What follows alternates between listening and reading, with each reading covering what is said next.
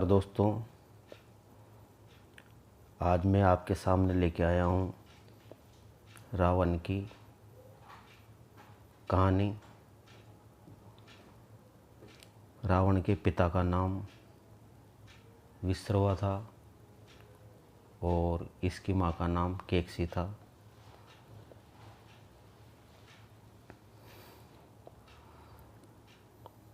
रावण, कुंभकर्ण, विभीषण ये 3 भाई थे। इन्होंने ब्रह्मा जी की घनघोर तपस्या की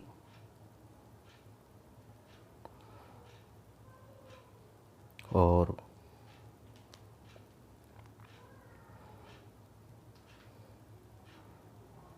तो ब्रह्मा जी से रावण ने कहा कि मुझे यक्ष, गंधर्व, किन्नर, देवता, विष्णु कोई भी मुझे मार नहीं सके। और इसने उस जगह इंसानों और वानरों को छोड़कर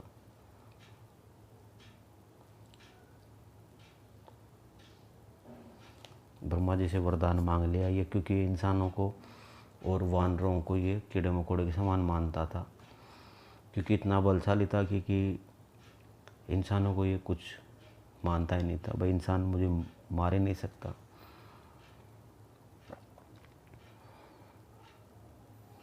इस तरह रावण को ये वरदान दे दिया। ब्रह्मा जी ने तथास्तु कर दिया, भाई ठीक है।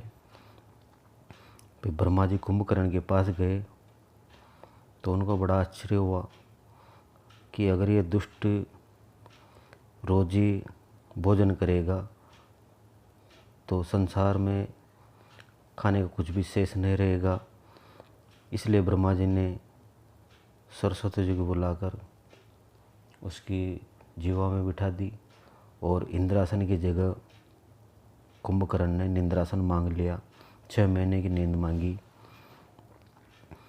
फिर उसके बाद ब्रह्मा जी विभीषण के पास गए तो विभीषण जी ने भगवान के चरण कमल में निष्काम और अनन्य प्रेम मांगा था दोस्तों।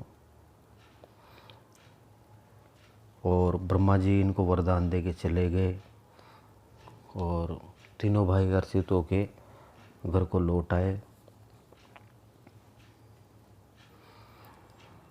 और मय दानव, जो अत्यंत मायावी दानव था, उसकी परम सुंदर कन्या के साथ, मंदोदरी के साथ रावण का विवाह संपन्न होता है। क्योंकि मय दानव जानता था कि आगे जाकर रावण ही एक राक्षसों में सफेद प्रतापी राजा हो सकता है, तो मंदोदरी का विवाह इसके साथ कर देते हैं। समुद्र के बीच में त्रिकुट नामक पर्वत पर ब्रह्मा का बनाया हुआ एक बड़ा भारी किला था और महान मायावी निपुण कारीगर मय दानव, जो रावण का ससुर बन चुका था, उसने ऐसे मणियों से सजे हुए सोने में के किले में अनेक कारीगरी की दोस्तों। ये लंका वैसी थी जैसे नागकुल जो पाताल लोक में है वहाँ पर भोगावतीपुरी है, और जैसे स्वर्ग में इंद्र के रहने के लिए स्वर्ग लोक में अमरावतीपुरी है, उनसे भी अधिक सुंदर और बांका वो दुर्ग था। जगत में उसका नाम लंका प्रसिद्ध हुआ। उसे चारों ओर से समुद्र की अत्यंत गहरी खाई घेरे हुई थी दोस्तों। उस दुर्ग के मणियों से जड़ा हुआ सोने का मजबूत परकोटा था, जिसकी कारीगरी का वर्णन नहीं किया जा सकता है। और रावण शूर, प्रतापी, अतुलित बलवान अपनी सेना सहित उस पुरी में बसता है और उसकी कुबेर के साथ भी युद्ध होता है और कुबेर से वो खजाना और पुष्पक विमान वो कुबेर से ले लेता है, छीन लेता है। और वो अपने कुटुंबी और सेना सहित वहाँ पर उसने राजधानी कायम कर ली और योग्यता के अनुसार अपने जो सेना में थे उनको वहाँ पर घर उसमें से बांट दिए रावण ने रहने के लिए।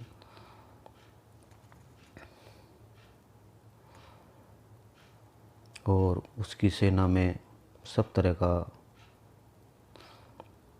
ये था। कुंभकर्ण उसका छोटा भाई था। कुंभकर्ण इतना बलवान था कि उसके जैसा योद्धा संसार में और दूसरा नहीं था। वो मदिरा पीकर 6 महीने तक सोया करता था। उसके जागते ही तीनों लोकों में तहलका मच जाता था।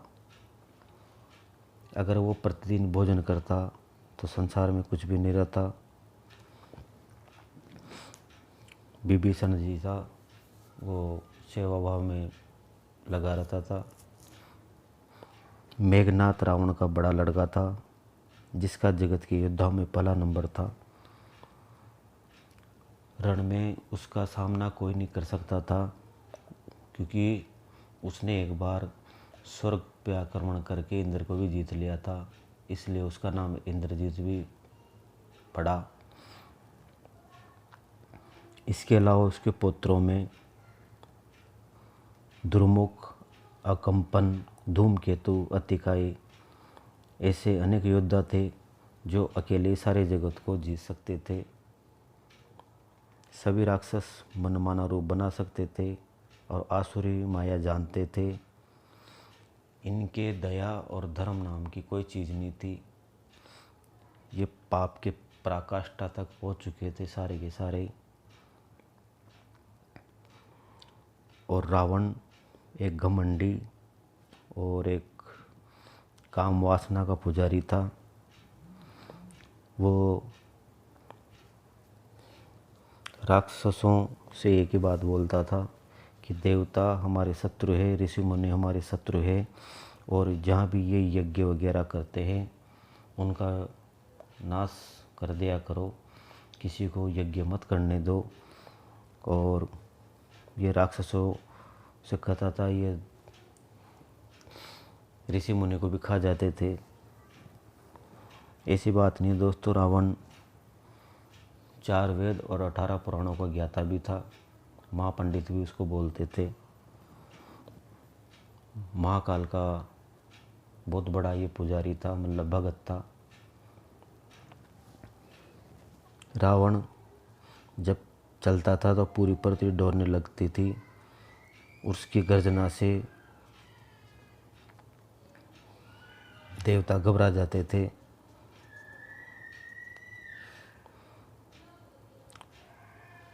रावण रण में मतवाला होकर अपनी जोड़ी का योद्धा खोजता फिरता था। उसने सूर्य, चंद्रमा, वायु, कुबेर, अग्नि, काल और यम को उसने जीत लिया था। वह हमेशा किन्नर, मनुष्य, सिद्ध देवता और नाग आदि के पीछे पड़ा रहता था। किसी को शांतिपूर्वक नहीं बैठने देता था। और इस तरह ये सारे रावण के दिन हो गए थे दोस्तों। डर के मारे सभी उसके आगे का पालन करते थे और नित्य आकर उसके चरणों में शीश नवाते थे सारे ही। उसने भुजाओं के बल से पूरे विश्व को वश में कर लिया था। और इस तरह वो महान सम्राट रावण अपनी इच्छा अनुसार राज्य करने लगा। वह देवता, यक्ष, किन्नर, नागों की कन्याओं तथा बहुत सी अन्य सुंदर स्त्रियों से उसने अपने भुजाओं के बल से ब्याह उस जीत कर उनसे ब्याह कर लिया था। उनका एक ही लक्ष्य रहता था कि जैसे जो भी धर्म की जड़ें कटे, वे सब वेद विरुद्ध काम करते थे। जिस स्थान में गो ब्राह्मण पाते थे उसी नगर गांव में वो उनको तबाह कर देते थे, यज्ञ नहीं करने देते थे, श्राद्ध नहीं करने देते थे। और रावण खुद को ये भगवान समझने लग गया था।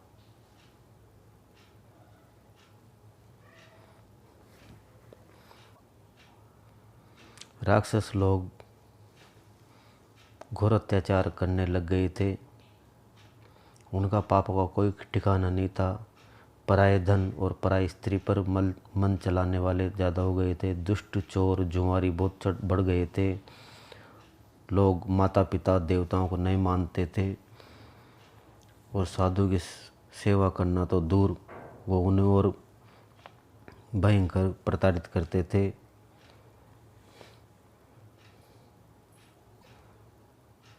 एक दिन पृथ्वी सोचने लगी कि जितना बोझ पर्वत, नदियों और समुद्र का बोझ मुझे इतना भारी नहीं जान पड़ता, जितना भारी ये दुष्ट की वजह, रावण की वजह से मुझे पीड़ा होती है। क्योंकि पाप से रावण का घड़ा भर चुका था। बाकी पृथ्वी उसके सामने, रावण के सामने बोल नहीं सकती थी।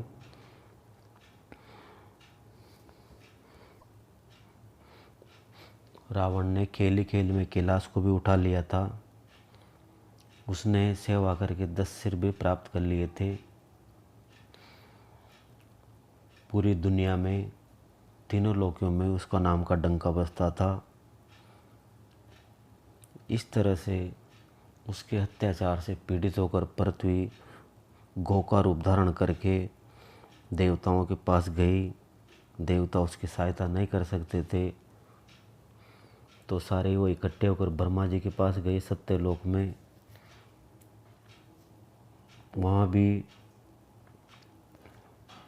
वो सारे वहाँ से ब्रह्मा जी को साथ लेकर,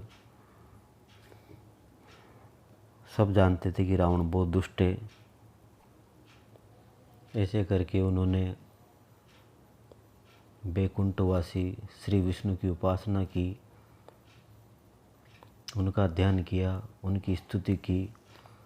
तो देवता और पृथ्वी को भयभीत जानकर, उनके शोक जानकर गंभीर आकाशवाणी हुई।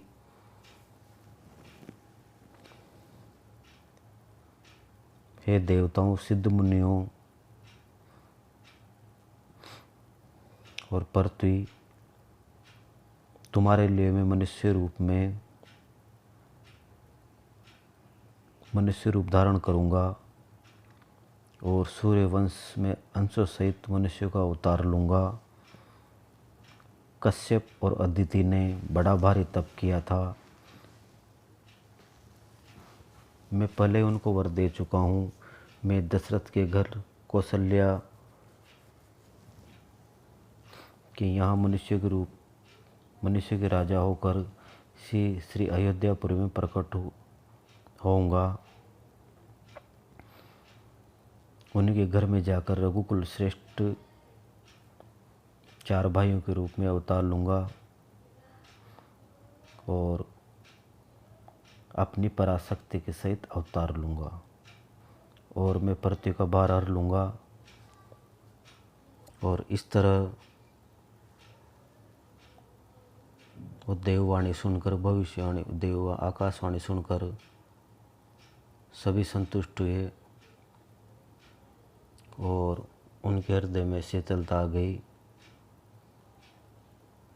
और उन्होंने सोच लिया कि अब मुक्तिदाता आने वाले हैं और रावण का अंत होगा।